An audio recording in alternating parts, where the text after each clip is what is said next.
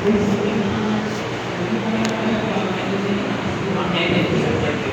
afternoon, everyone. I'm Ruby Abrina from the Department of Education. My research, since si Sir Galinihan na siya K-12, which is negative impact on the administrator's part, and the code switching of ma'am, which is also moderately high on the part of the students. Mine is about the mother tongue-based performance of the grade 3 pupils, and which is on the effect of the reading comprehension in the content area subjects. What are these content area subjects? These are math and science. So, my study is about the MTB and the science and math content area subjects. So, to start with, according to UNESCO, to improve the literacy of the language of the students, one must know or the language of instruction must be used in mother tongue. So in the classroom, the mother tongue or the first language must be used by the teacher in order for the students to understand the content or the subject. Also, to improve the literacy of the language, the school must use the language which is understandable on the part of the children, which is the first language or their mother tongue. Kumbaga sa ato din sa Davao, Bisaya. But the Bisaya is not the Davao Bisaya, but sa Ilocano Bisaya ang ato ang gigamit. So which is a big problem on our part. Next. So the study, Right. in order to promote or in order to answer the UNESCO's thrust, the Department of Education implemented the MTB-MNE or the Mother Tongue-Based Education, multilingual education in the public school. To first, improve the pupils' language. Mo na ilang rason. Ikaduha, to develop pupils' cognitive skills.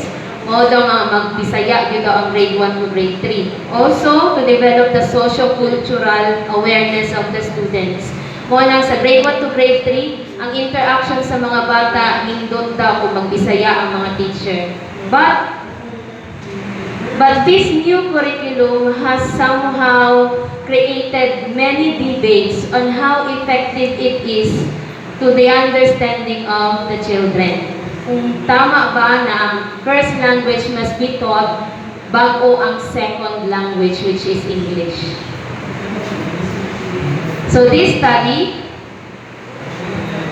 determines the significance of the relationship between the pupils' academic performance in MTB and their reading comprehension in math and science.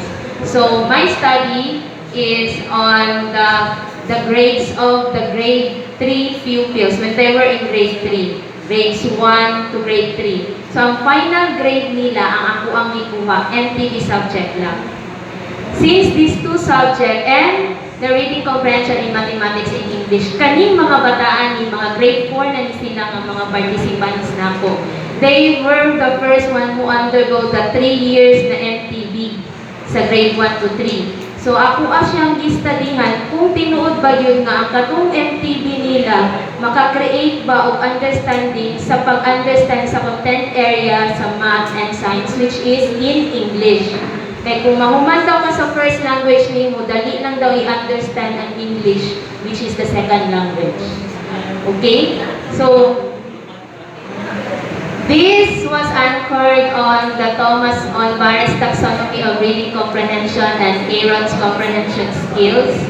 The study also focuses on the following reading comprehension indicators.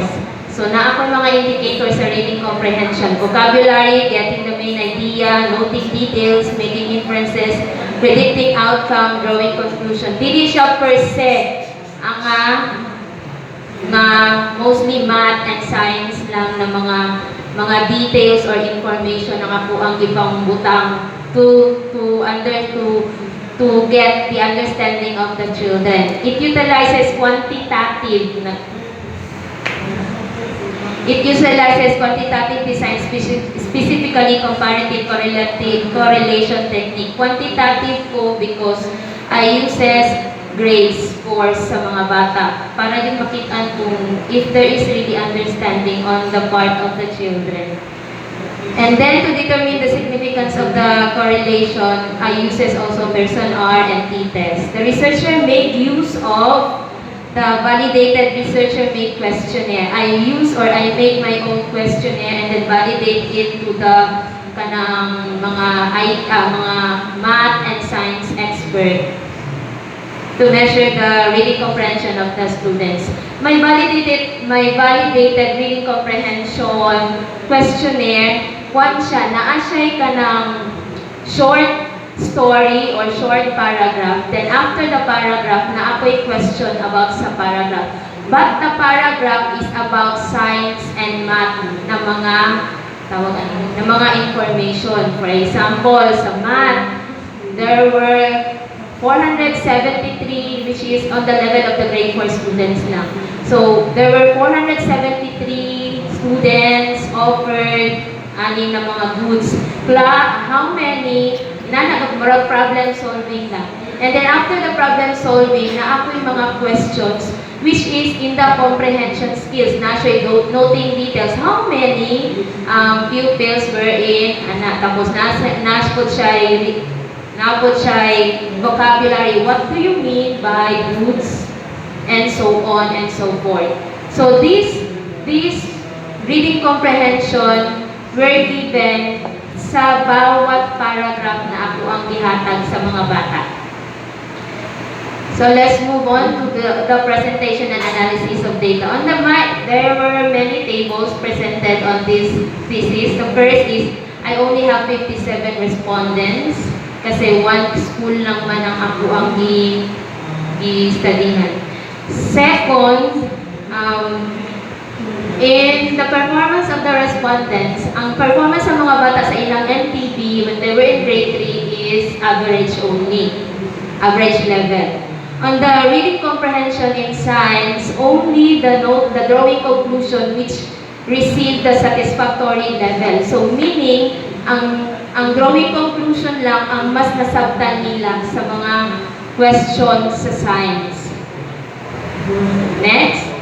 In reading comprehension in math, the noting details only receive the satisfactory level. So sa noting details, murag shallow lang kaayo, dili lang kaayo sa high level of reading comprehension sila mas na-improve.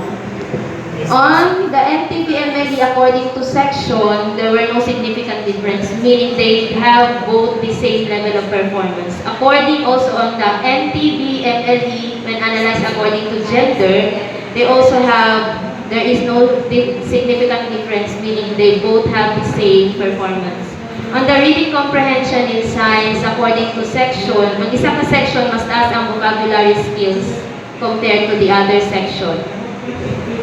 And on reading comprehension in science, according to gender, no significant difference. Reading comprehension in math, according to section, ang isa ka section mas high sila sa noting details sa math. Then reading comprehension in math according to gender, still noting details and significant difference. Next. NTB performance and reading comprehension in science has no significant difference, meaning walay kinalaman ang NTB sa reading comprehension nila sa science. Also, the NTB performance and reading comprehension in math has a significant difference. Dinhi, mas daghan ang significant difference sa mga reading comprehension skills in terms sa math. Mas na-improve ang ilang reading comprehension sa math compared sa science. So in conclusion, if the performance of the students in MTB increases, also the performance in their content area subjects math and science also increases. Kay mas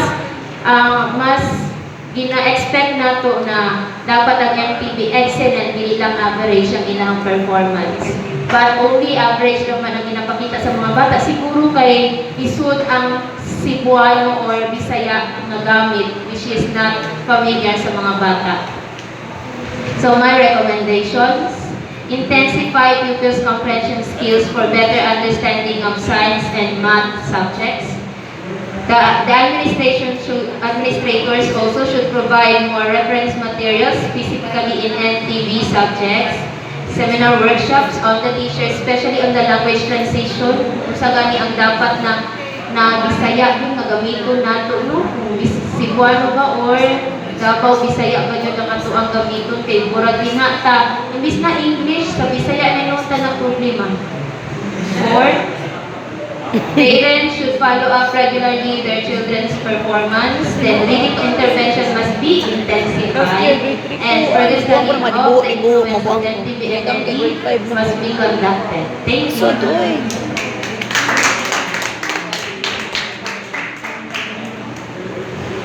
Alright, thank you, ma'am. Now let us entertain the questions and clarifications other presenters may have regarding mother tongue-based performance and reading comprehension in content area subjects. Do you have questions, clarifications, comments?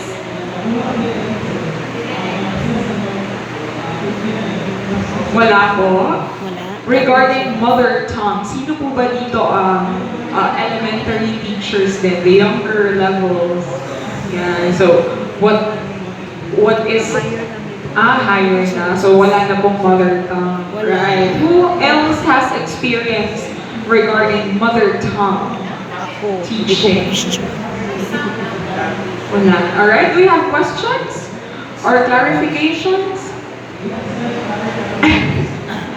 Sige po. So thank you so much, ma'am. For mother tongue based performance, this really is a bit of a struggle for us, especially sa private school experience na